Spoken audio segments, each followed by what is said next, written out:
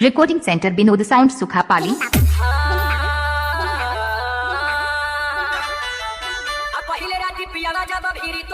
DJ Vinod Babu Sukhapali कुमारी के mixing के लिए संपर्क करें mobile number 8839071194।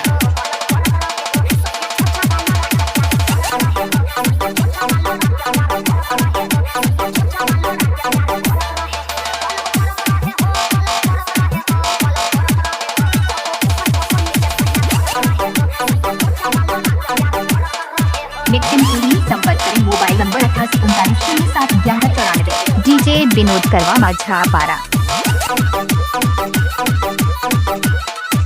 DJ Vinod Babu सुखापाली के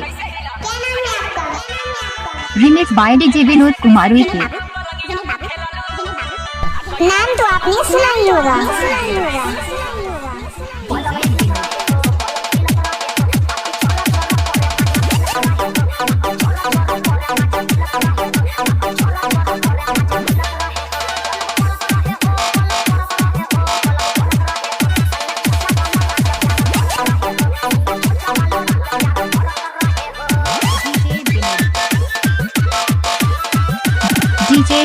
डीजे विनोद डीजे विनोद बाबू सुखापाली संपर्क करें mobile number 8839071194। Recording centre Vinod sound Sukhapali. Remix by DJ Vinod Kumari के।